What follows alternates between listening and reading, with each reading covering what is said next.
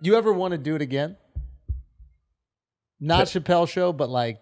No, I don't. You did. I always try to bring you. But you did an hour-long television show. How was it? Oh God. Was it fun? Was it? How was your life? We didn't have a life. No kidding. Yeah. Like it's not. It's like this is too hard. But is there ever a part of you that's like, okay, I want to create another thing that captures cultural sentiment? Like that's what excited me about the show that we made, right? Is like it felt like every week we were doing something, and it was before we did Netflix. When we were doing it weekly on Instagram, I was like, oh, every week we tapped into the conversation, right, and had like something really interesting, fun, and like thoughtful about it, and it was really exciting. And you got to experience that. Like every week, it was tuning in, and people were reacting. Imagine there was social media. It's the last show I remember that you stopped down at that time and watched it. So is there a part of you now? No. I'd rather just do stand up and I was telling somebody earlier, it's too hard. Yeah. It's too hard. Yeah, so yeah. if you have like a group of dudes that you love doing it with, that makes it easier and makes it more fun. Yeah. But at this point, it's like what I don't even. It's like peers wise. It's like who am I gonna? It's just all who too. Are drag into it's like just too hard to do. And then, even like Sudeikis, I saw Sudeikis a couple weeks ago, and it was like, yeah, I got to go back to L.A. and I got to do the writers' room. And he just got back from London for 8 months, and it's just like, that doesn't look like. It doesn't seem like a fun life. So you're valuing enjoyment in like life, not first person. Like what is it? Yeah.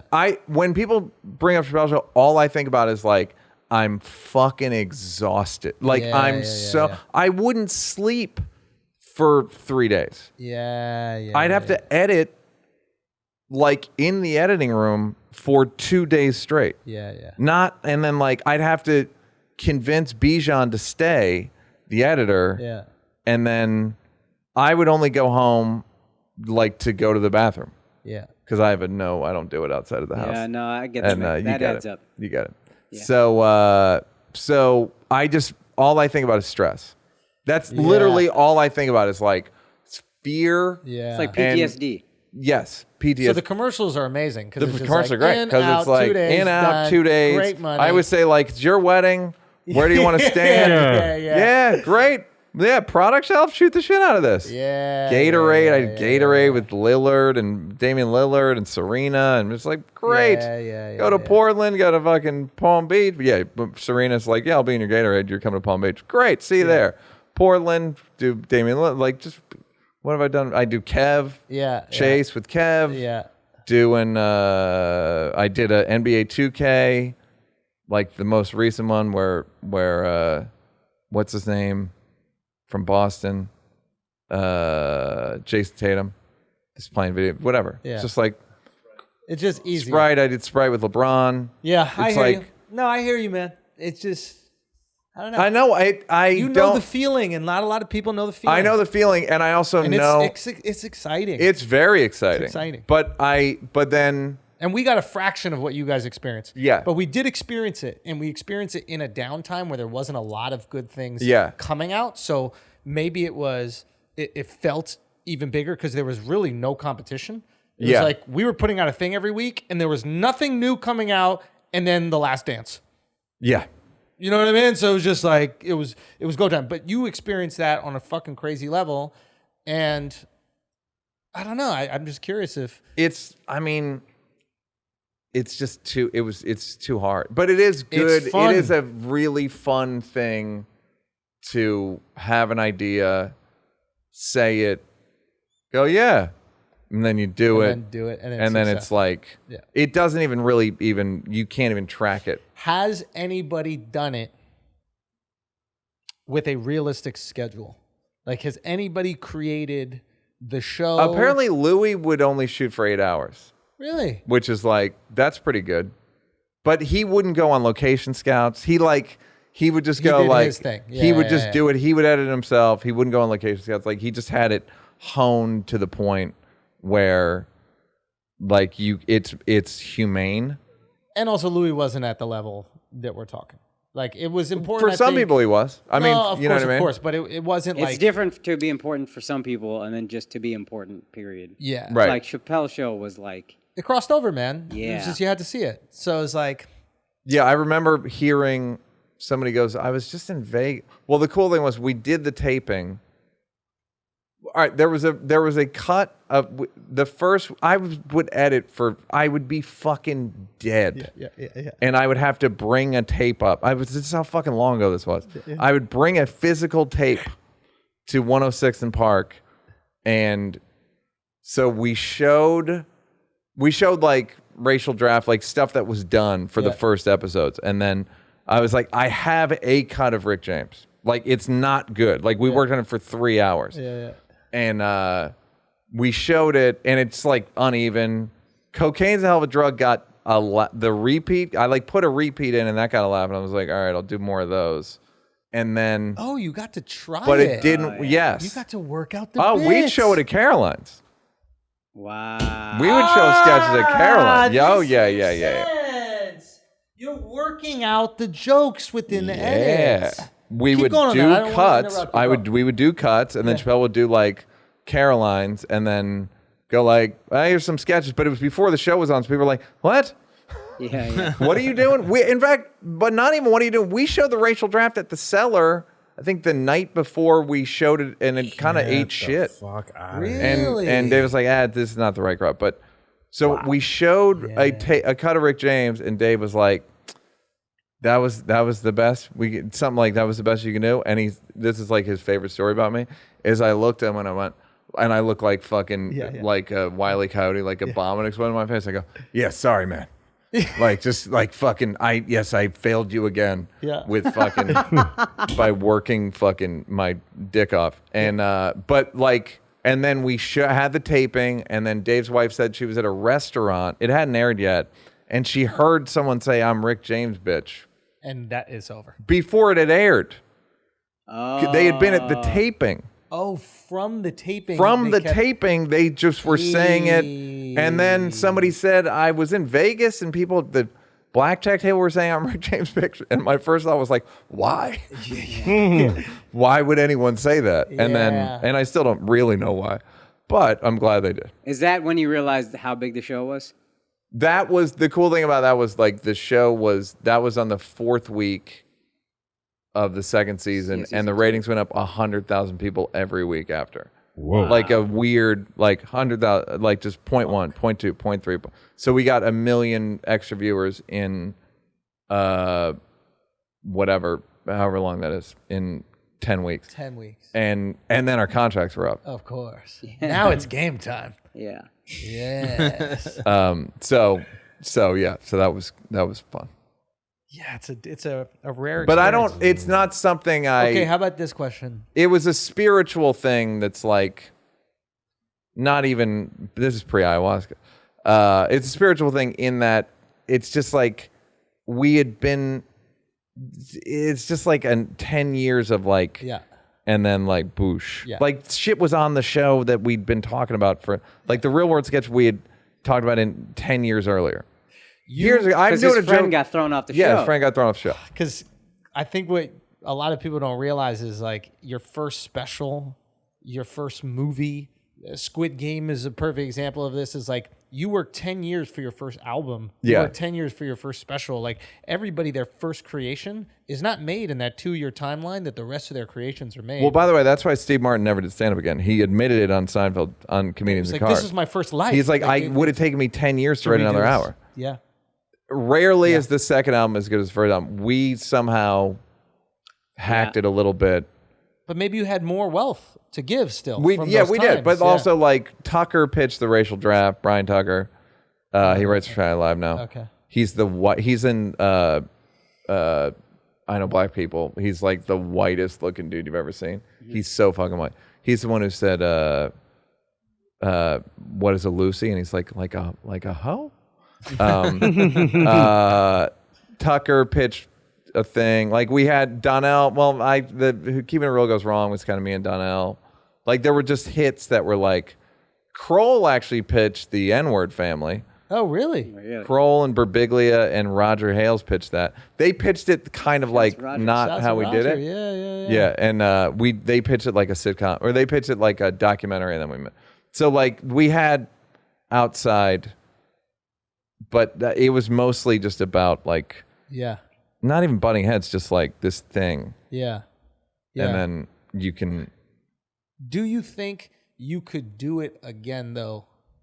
Like, do you think if you had the bandwidth, if you had the time, and if you had the passion, you weren't worried about stress, do you think it's a thing that you could create? Could you be part of a show and make that show the thing to watch? Oh, I have no idea. Not in a way that like I know what to do. It's like a weird thing where it was Dave's 10th pilot. Yeah. So it's like I hadn't worked on anyone, but it's a weird thing where when you find your genre, like it was one of those things where once we did it, I was like, oh, you should have been doing sketches the whole time. Feels but miraculous. You don't even know. You don't know that as when you're yourself. Like, and then you try and you go, oh, I'm weirdly good at this. This is what I've always been doing. Yeah. And then you start to look back at bits and you go, killing themselves with the baby. You kind of do stand-up in sketches, right? Like, Eddie Murphy actually told Dave, like, you could write movies. Like, because he's like, the way your jokes are, they're like visual and like there's cut-tos. So you could write movies, but it never... I don't know. It never came up as like sketches. I don't know. And even when he called me to do it, it was like Playboy After Dark. So it wasn't like it became a sketch show. It was not even supposed to be. It's one of those things where like when you're part of something that successful and you realize what goes into it in order to make it that successful. When you see people who have had multiple successes, your respect just has to go so. Like when you look at like a Christopher Nolan. Well, I don't even Nolan. Nolan, Like, when I look at Nolan, I go, wait a minute. Like almost every one is amazing, and the ones that aren't amazing are still like pretty good. I would argue that Nolan's. It's about him and his brother. He has the team. But him and his brother. If you look at all their movies, Memento. It's just some weird thing between them, and he's developed a visual style. But it's about. It's like I call it this, like this fucking ineffable, like I don't know. It's just the thing. Yeah. I remember somebody saw before the show came out. Somebody saw me and Dave together and was like, "Something about you two." I was like, But you felt it like, aren't there people where you're around them and you feel funnier? Like, and it's just for whatever reason they get your shit, chemistry. And you can start to spitball ideas. And tags come out. And like there's certain people. But that's always like we're friends because we would go like in 1992 we would talk about we were just friends and that would talk about shit. Yeah. And then that's the reason why I'm wary of doing. It's like I don't have that thing with anybody to do it. Right? Yeah. Like you need that before. Yeah. You need like people ask me all the time like we'll do whatever I could get money but I don't feel that way. I remember watching the Curb season where they did the Seinfeld reunion and every time Jerry and Larry are on camera together it's a wrap. It's fucking magic and you just see this chemistry and you're like god damn that thing everything about Seinfeld makes sense. The success of Seinfeld makes sense right there. There's the one where they're talking about they're like the stage manager from Evening Shade or something where they have inside jokes Jerry and Larry that's on the show. And you're like, I don't even know what the fuck they're talking about. This is great. I don't even know. They're doing one argument about a booth in one of the episodes, and like somebody comes, and Jerry and Larry both have a side of the booth, and then they're just arguing about who should let that person sit next. And it's just like, yo, I'm watching the show. Yeah. Yes. You just see the magic right there. Yeah. And that's what I assume you're saying you had with Dave, where it's fuck, there it is. So in order to create that thing, you need a recipe. Even if the thing's in you. It's like I say it's like I got an idea that's burning a hole in my pocket. Like I have to. Like these shows I did like 3 mics and the new one is sorry to transition. No, but it is that's a thing where I am like I have to say this. Yeah. Whether it's whatever happens. Yeah. It's to liken it to something in stand up like the new joke that you're working out that's actually good, and you know how like if you put it 3 jokes into the set, those first 2 jokes are like, oh, do I have to fucking do these? Like, yes. You're so annoyed with everything before it that you just want to fucking open You're like, you guys are phonies. Yeah. Like, you guys are fucking phony. Yeah, I wrote you 6 weeks ago and you were great. But this is the guy. This is my new baby. I don't even give a fuck about you. You guys are so hacky. Yeah. Like, get out of my set. Yeah, like, why are you even here? Yeah. I'm glad Neal's not having kids. Yeah. He gets to 4 and be like, why are you here? Yeah. That's why he's my dad. That's my impression of my dad. Yeah, but that's the exactly, or a joke that you know is right, but it doesn't hit yet. And you're like, I'll keep tinkering. Yeah. I have a joke now. I wrote it in the new show. Okay. I wrote it. I call Chappelle. I go, has anyone done this joke? He goes, you pitched me that joke in 1993. He's got like the LeBron memory. That's crazy memory, right? He absolutely has a LeBron memory. Really? Like fucking beyond. Like in terms of like recall and stuff. Yeah. Yeah. Mine's very good, and his is like, how? Like, how the fuck can you? There's a story I heard. Somebody told me that Toni Morrison was at Dave's high school. Who's not Toni Morrison? The poet, Maya Angelou, was at Dave's high school, and she was saying one of her poems, couldn't remember, and Dave finished it for her. No, like just a fucking. He's got like his brain is like put in the Smithsonian, like fucking crazy. His parents are professors. Yeah. And he's got that thirst for knowledge. It seems like where he just always seems to be reading. Yeah, based on what he's saying, it's like, oh, you're incredibly well read. Clearly, yeah. He's not even well read. It's not even reading. It's like it's just absorbing. Osmosis. Yeah, it's like shit. How you hit something with the Nolans. I didn't think about that. I knew obviously it's Jonathan and Christopher. Yeah, right, but that team in order to make the magic. And then you look at people who've like made consistent I don't care what some people might say about like I'm a big Sandler fan, but like they've had that team this whole time, and it's like putting together these random parts to go make a movie that's better than anything else. I mean, that's, to be honest, you might say that's why like the Marvel stuff is so impressive. It's because they will just quilt together a team to make those movies. Like, okay, you're the new director for this one.